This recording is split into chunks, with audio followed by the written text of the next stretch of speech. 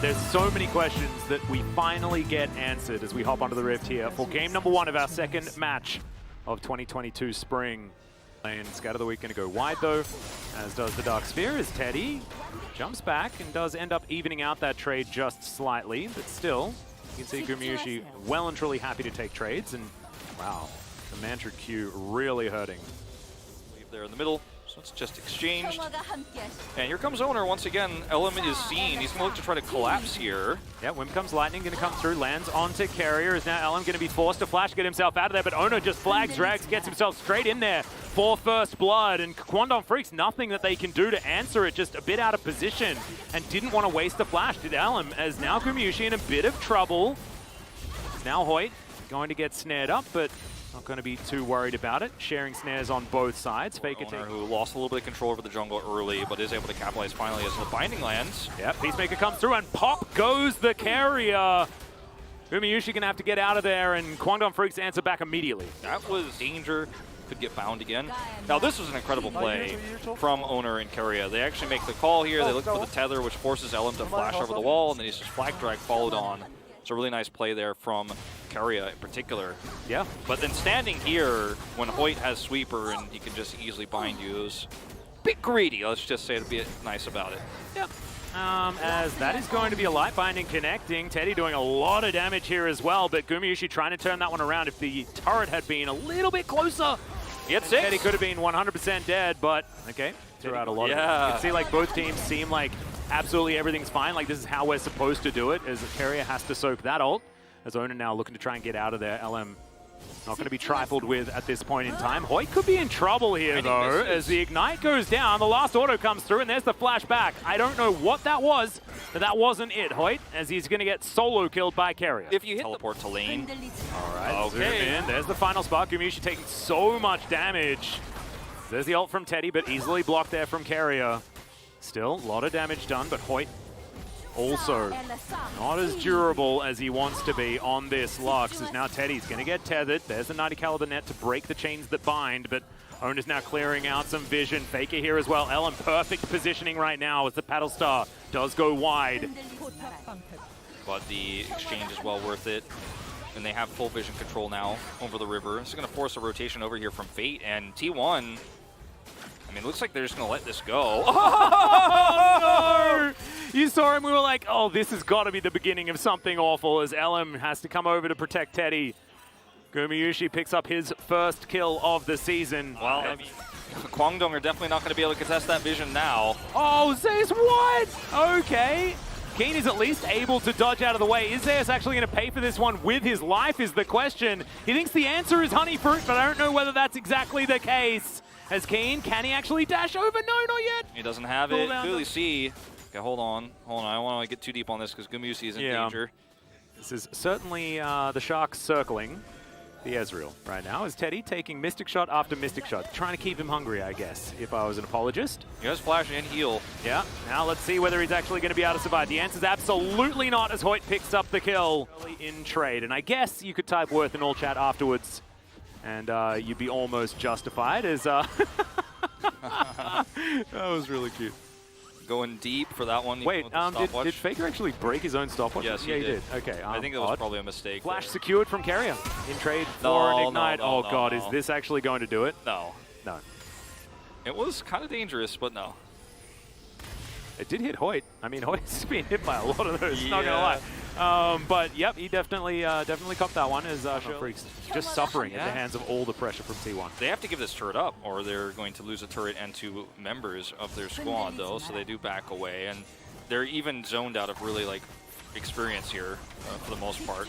We're going to see Ellen walk in. They go for this spot. Again, you've got to be so careful. What are you doing? Yep, just like exploding. What? That's exactly what's happening. Sometimes you take a bubble and it just doesn't make you feel all that good. Hoyt is going to find a light binding, but otherwise nothing really going to work out. And LM to drop.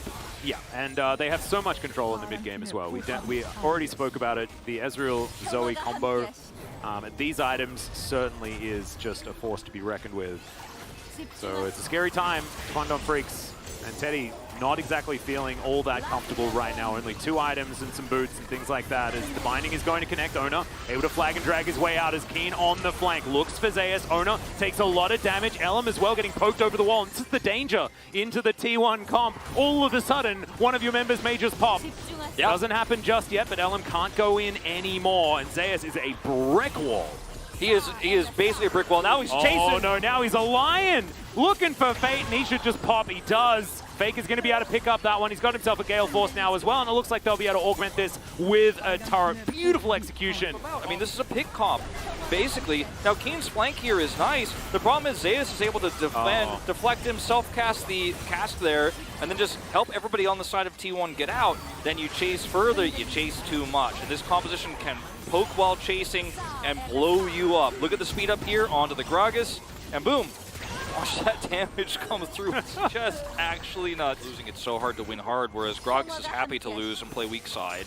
Oh yeah, he's just got so much utility. Look at his items too. Well, Carrier is most likely dead. That knock up in the middle of the blast going absolutely beautiful, but unnecessary, as Kwangdong Freaks are going to be able to lock him down to this Gragas. This is just Carrier being a bit greedy because T1 are kind of setting up for Baron vision control here, as well as grabbing control over that red buff, and he just ends up getting caught. They do not want to give this one up, but they are just not allowed anywhere near this Drake pit. Keen scene, they can collapse on him. There's the sleep.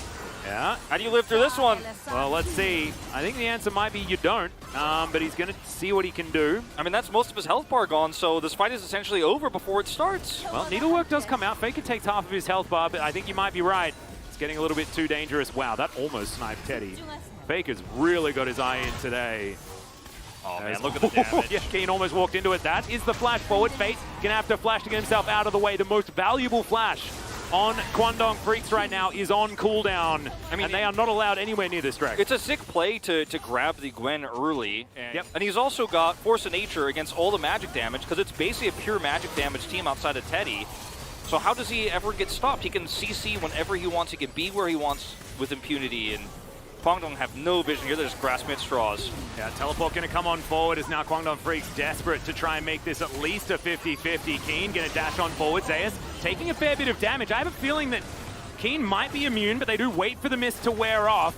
Keen can dash himself away as Kwangdong have found themselves into relatively decent position, but it is going to be secured by T1. Now can they win themselves the fight is going to be the question as Keen just dashes his way out. And Kwangdong Freaks say, well, I guess we just can't engage against these guys. And now you got to be careful because they're all getting sped up here. They got the heals from that Ocean Soul.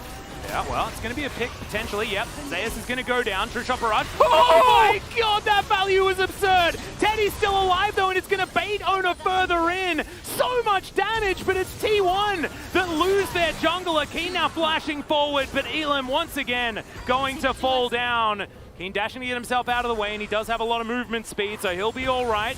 It's a 1 for 2 so far, but you can see T1 test this Elder Drake. I mean, yes, there were winners here, Wolf. It was T1. They got themselves a Baron. They've had every single neutral objective on the map this game. Yeah, it is really just been an outclassing. And yes, Elam is trying to get in here and look for the smite, but he's pushed out by the cask.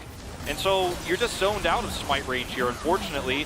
Yeah. And then T1 are very happy to continue to chase. As another True Shot's going to land onto the Lux. Almost gets a double. Yeah, what the heck are these True Shot barrages? It's just insane. This one, that was probably the best I've ever seen. However, not exactly going to work out for T1 outside of getting that one pick onto Ellen.